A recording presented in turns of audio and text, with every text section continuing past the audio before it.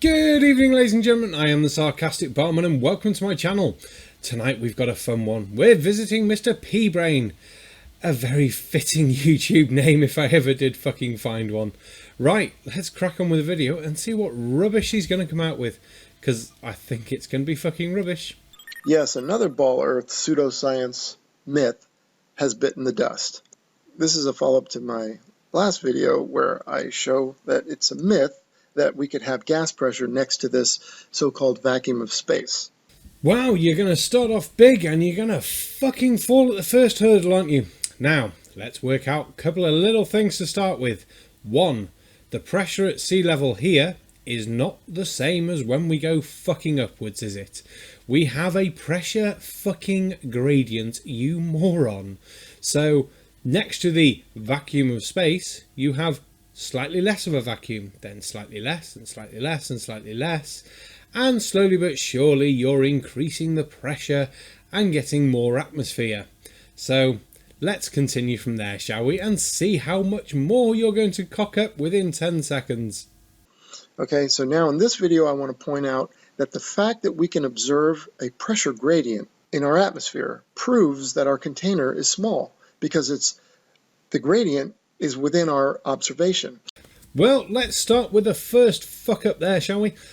Why is there a pressure gradient? If it's a solid fucking container dome, why is the space not fully filled with atmosphere? And if you say fucking density, and it's the pressure above pushing down, I'm going to call you a fucking moron, because what's pulling it down, you fuckend? So do we even need a container for gas pressure? Well, let's see what it says. The pressure of a gas is the force that the gas exerts on the walls of its container. So, yeah, we need a container for gas pressure. So a lot of say, well, yeah, but we have gradient pressure. Well, the optimum word being pressure. Right, Mr. Cockwomble, the optimum word is you're a twat.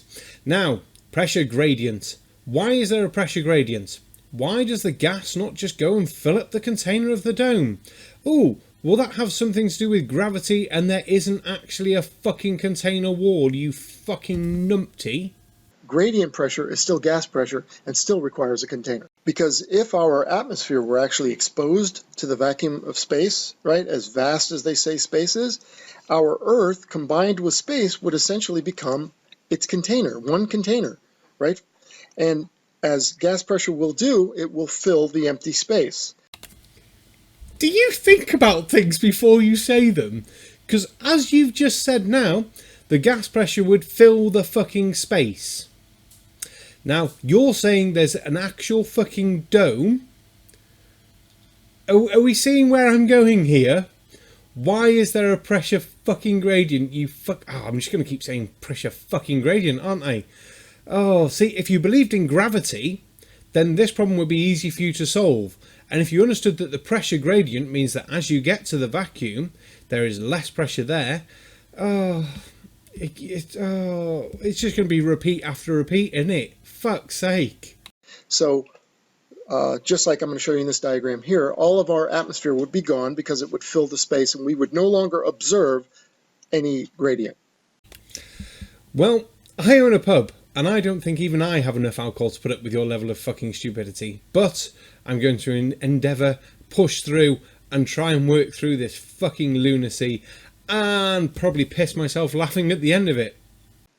Okay, so here I am on the Earth, and here's our atmosphere. You can clearly see that we have atmospheric pressure, we have a gradient, it's thicker at the bottom than it is on the top. Why? Why is it thicker at the bottom than it is at the top? And even though gas pressure will fill the space of its container, we also have a relative density at play, right? So the denser molecules will form at the bottom and the lighter ones on the top.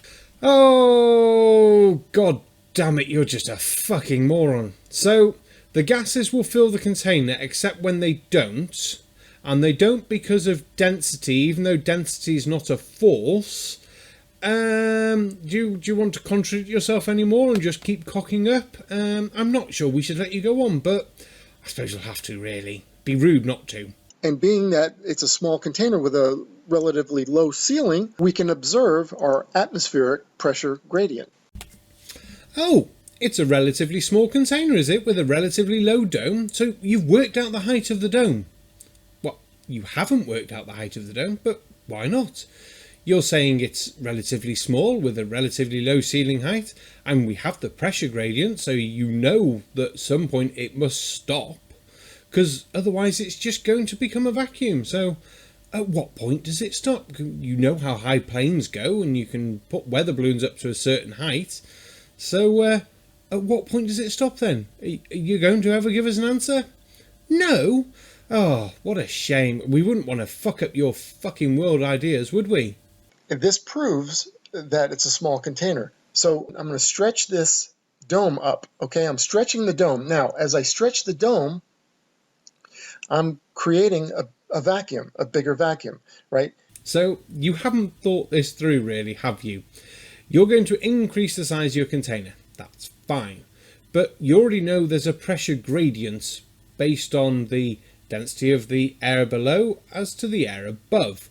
So what force is going to make the gases keep expanding into this container you're expanding? Because surely the same pressure gradient would still be involved, because they're already not filling the container evenly like a fucking gas would, are they? No. So yeah, we'll let you think about that a bit more. The same amount of air molecules inside, but the container is getting bigger, right? And as the container gets bigger, we stop being able to see the gradient, because relative to our size on Earth, the gradient is too big. Any gradient that exists, as you make the container bigger and bigger, we can't observe a gradient. But the fact that we do observe a gradient means our container is small. You're a fucking idiot. Pure, simple, and that's it. You're a fucking idiot. You've just used the excuse that relative to our size on Earth, we don't see something. Now, is that a bit like the fucking curve? Because we are small and we don't see the curve properly, do we? No. And your answer for that is, no, we'd see it because we're not that small. You fucking are, you fucking numpty. So you're using our argument of relative size to try and prove your stupid idea of the fucking gradient. Oh, dear me. You're just fucking stupid. You are fucking stupid. So that's what I'm showing here. Molecules are spreading out. They're spreading out. They're spreading out because the container, I'm stretching the container up higher and higher. There goes PBrain. He's going down. He can't breathe anymore. He's on the ground, and there's the Earth right there as a desolate nothing, because all the atmosphere and the water would be gone too. Oh, fuck my life. Can we edit properly, please? You've still not explained why. And you're still not understanding that gravity is a fucking thing. And I know what's fucking coming next. I know how much you're going to fuck up. So I'm just going to call you an idiot a few more fucking times. Fucking idiot, fucking idiot, fucking idiot. Right then, let's continue. Just like I showed with this. When I use this turkey baster, right? Now when I squeeze the plunger or the ball of the turkey baster, I'm forcing the air out, right? Now the turkey baster ball is resilient and will bounce back, right? Yep, you decrease the internal area of the turkey baster by squishing down the ball at the end. Now let's see how you're going to fuck this up beyond fucking belief. It'll bounce right back to its shape. You let go of it and it bounces back. Now as it bounces back, the vacuum is created because the space is now bigger than the molecules inside. And molecules will rush inside, right, and fill it up, just like these tankers, right? First things first, that's a tanker being squished by the atmospheric fucking pressure around it. Second things second, if you taped up the end of your turkey baster, the ball would not increase in size because of said atmospheric pressure pushing down around the ball. If you went higher up to where there was less pressure, that ball would begin to expand because of the fucking pressure gradient caused by fucking gravity. They sucked all the air out of the tankers, and nature abhors a vacuum. So the air molecules are trying to rush in, and they're trying to go through the container walls. At this point, I'm trying to decide one of two things. You are either lying or you're stupid. Now, which one are you? Because they are not trying to go through the fucking container walls, are they? The metal of the container cannot resist the push of the atmosphere around it because there is no longer an equal balancing force pushing out against atmosphere on the fucking side. It'd be the same as if you fill it up and up and up. Eventually it would fucking explode because the force on the outside cannot contain the force on the inside. But this is just the other way around now. Fucking moron. You know, this is why NASA has some kind of facility, a vacuum chamber, and the walls are 6 to 8 feet thick. All right, because they don't want this happening to their little facility, right? Well, at least you got something right. Yep, NASA does not want their multi-million-dollar facility crushed by the fucking atmosphere around it. Right, as they suck all the air out.